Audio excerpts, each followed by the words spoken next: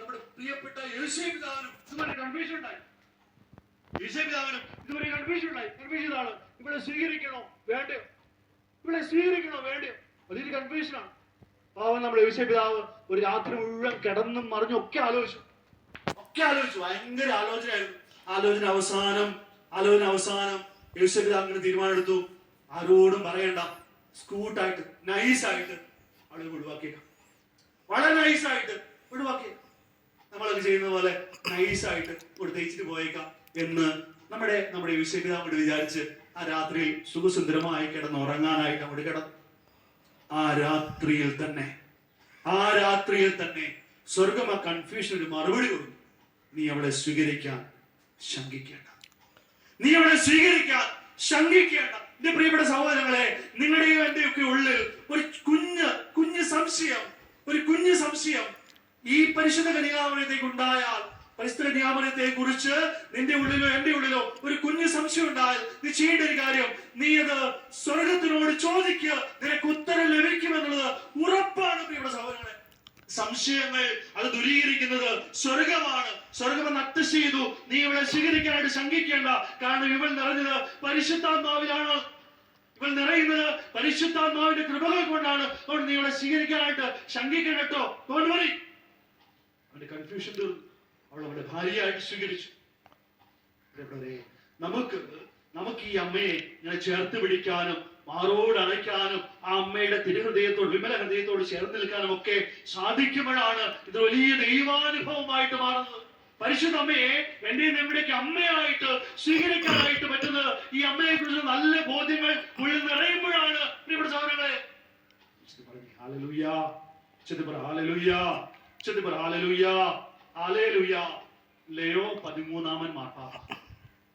ലയോ 13 മാർപ്പാപ്പ പരിശുദ്ധ അമ്മയെ കുറിച്ച് പറയുന്നത് ഇങ്ങനെയാണ്: പരിശുദ്ധ കന്യാമറിയം നല്ലൊരു അമ്മയാണ്.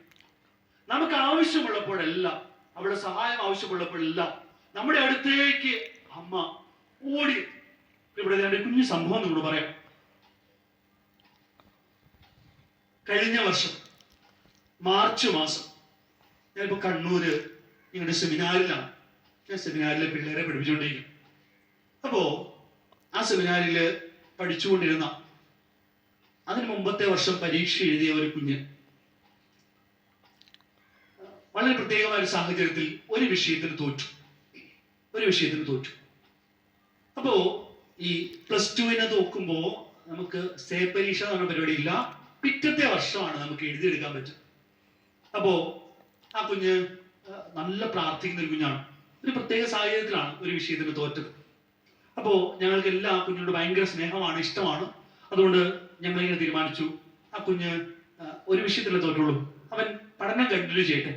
അടുത്ത വർഷം മാർച്ച് മാസം, 2025 മാർച്ച് മാസം അവന് മറ്റൊരു പിള്ളേരുടെ കൂടെ പരീക്ഷ എഴുതാം, അവൻ ഉറപ്പായിട്ടും ജയിക്കും. ഇവിടെ ഞങ്ങൾ തീരുമാനിച്ചു, അവനെ പഠനത്തിന് മുമ്പോട്ടുള്ള ഘട്ടത്തിലേക്ക് ഞങ്ങൾ കടത്തിവിട്ടു. നല്ല റിപ്പോർട്ടൊക്കെ കൊടുത്തു. അങ്ങനെ മുമ്പോട്ട് പോവാൻ അവനെ ഒരു ഡിസംബർ മാസമൊക്കെ എത്തിയപ്പോ ഞാൻ അവനെ വിളിച്ചു. എന്നിട്ട് പറഞ്ഞു, മോനെ നീ രജിസ്റ്റർ ചെയ്യണം, പരീക്ഷയ്ക്ക് രജിസ്റ്റർ ചെയ്യണം. അപ്പം പറഞ്ഞു, അച്ഛാ ചെയ്യാം. അങ്ങനെ മാസങ്ങൾ കടന്നുപോയി. ഫെബ്രുവരി മാസം ഒരു പകുതിയായപ്പോ ഈ പയ്യൻ, അവൻ ആന്ധ്രയിലാണ് പഠിച്ചുകൊണ്ടിരിക്കുന്ന ആ സമയത്ത്, എന്നെ വിളിച്ചിട്ട് പറയാണ്, അച്ഛാ ഞാൻ അടുത്ത ആഴ്ച കണ്ണൂരേക്ക് വരാണ് പരീക്ഷ എഴുതാനായിട്ട്. ഞാൻ പറഞ്ഞു, മോനെ വരൂ. വളരെ സന്തോഷത്തോടെ ഞാൻ അവനെ സ്വീകരിച്ചു. അവൻ സെമിനാരി വന്നപ്പോ എന്നോട് ചോദിച്ചു, അച്ഛാ ഹാൾ ടിക്കറ്റ് വന്നോ? ഞാൻ പറഞ്ഞു, മോനെ ഇല്ല, ഹാൾ ടിക്കറ്റ് നീയല്ല രജിസ്റ്റർ ചെയ്ത്, നിന്റെ അടുത്തേക്കല്ലേ വരേണ്ടത്. അപ്പോഴാണ് എന്നോട് ആ സത്യവും പറയുന്നത്, അച്ഛൻ ഞാൻ രജിസ്റ്റർ ചെയ്തിട്ടില്ല.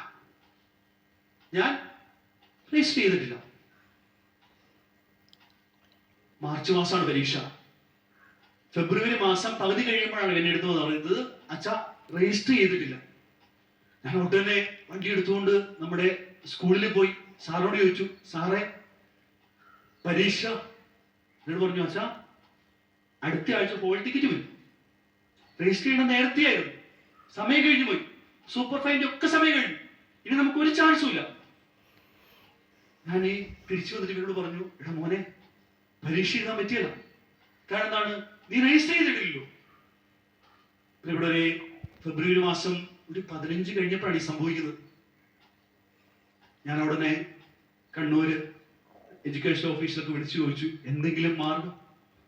കേട്ടവരോട് ചോദിച്ചു, ഇങ്ങനെ പൊട്ടണം, നേരത്തെ രജിസ്റ്റർ ചെയ്യേണ്ടതല്ലേ, ചെയ്യാത്ത ഇനി നമുക്ക് എന്ത് ചെയ്യാൻ പറ്റും? ഈ അവസാന നിമിഷം നമുക്ക് ഒന്നും ചെയ്യാൻ സാധിക്കില്ല, നോട്ട് പോസിബിൾ. അതിനെക്കുറിച്ച് ഇനി ചിന്തിക്കണം. അടുത്ത വർഷം കൊച്ചു പരീക്ഷ ചെയ്തിട്ട് 2026 പരീക്ഷ ചെയ്തിട്ട് ഞാൻ അവിടെ എല്ലാ കാലം പിടിച്ചു, സാറേ എന്തെങ്കിലും ഒരു മാർഗം. പാർഷ്യലി എൻ്റെ കൂടെ മിസ്റ്റേക്ക്, ഞാൻ ആ കൊച്ചിനോട് ചോദിക്കേണ്ടതായിരുന്നു. ഞാൻ ചോദിച്ചില്ല, ഇവൻ ചെയ്യുമെന്ന് വിചാരിച്ചു, ഇവൻ ചെയ്തില്ല. ഞാൻ ചെയ്യുമെന്ന് അവൻ വിചാരിച്ചു, അവനും ചെയ്തില്ല. അങ്ങനെ മുമ്പോട്ട് പോയി.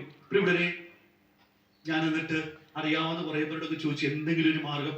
അവരോട് പറഞ്ഞു, ഒരു പക്ഷേ തിരുവനന്തപുരത്ത് പോയി എഡ്യൂക്കേഷൻ മിനിസ്റ്ററെ നേരിട്ട് കണ്ട് ഒരു ആപ്ലിക്കേഷൻ കൊടുത്താൽ, ഒരു നിവേദനം കൊടുത്താൽ ചിലപ്പോ കേൾക്കുമായിരിക്കും. ഇവിടെ ഞാൻ എൻ്റെ ഇവിടുത്തെ സെമിനാറിലെ ഒരു ബ്രദറിനെ, സീനിയർ ആയിട്ടുള്ള റീജന്റ് ബ്രദറിനെ പറഞ്ഞു വിട്ടു, മോനെ നീ അവിടെ വരെ പോകണം. ഞങ്ങൾക്ക് ആ സമയത്ത് പോകാനൊരു സാഹചര്യം ഇല്ലായിരുന്നു, പോണം. പോയി. ഞങ്ങൾ പോകുന്ന വഴിക്ക് ഞങ്ങൾക്ക് അവിടെയുള്ള MLA MP ഒക്കെ കാലേ കയ്യെ പിടിച്ച് ഒരു റെക്കമെൻഡേഷൻ ലെറ്ററൊക്കെ മേടിച്ച് ഈ എഡ്യൂക്കേഷൻ മിനിസ്റ്റർ എടുത്തൊന്ന് പോയി അവിടെ വരെ എത്താനായിട്ട് പറ്റിയാൽ എന്തെങ്കിലും ഒരു ചാൻസ്. ഇവിടെ അങ്ങനെ ബ്രദർ പോയി, ഈ ലെറ്ററൊക്കെ ആയിട്ട് പോയി. അവിടെ ചെന്നപ്പോൾ എഡ്യൂക്കേഷൻ മിനിസ്റ്ററുടെ PA വിളിച്ചിട്ട് പറഞ്ഞു, ഇനി സാധ്യതയൊന്നും കാണുന്നില്ല, ഏതെങ്കിലും രീതിയിൽ ഇനി വന്നാലേ ഉള്ളൂ, അതിനുള്ള ഒരു സാധ്യത പോലും ഇല്ല. ഇപ്പം കൊച്ചു ആ ബ്രദറോട് പറഞ്ഞു, അപേക്ഷ ഇവിടെ തന്നിട്ട് പോക്കോ, എന്തെങ്കിലും ഉണ്ടെങ്കിൽ വിളിച്ചു പറയും. ഇവിടെ ഞങ്ങൾ അപേക്ഷ കൊടുത്ത്, ഈ ബ്രദർ അപേക്ഷ കൊടുത്ത് തിരിച്ചു വന്നു. അപ്പോ ഞാൻ അവിടുത്തെ ഒന്ന് രണ്ട് പേരുടെ നമ്പറൊക്കെ തന്നിരുന്നു. ഇടയ്ക്കിടയ്ക്ക് വിളിച്ചു പോയി. മാർച്ച് മാസം തുടങ്ങി, 1-ാം തീയതിയായി.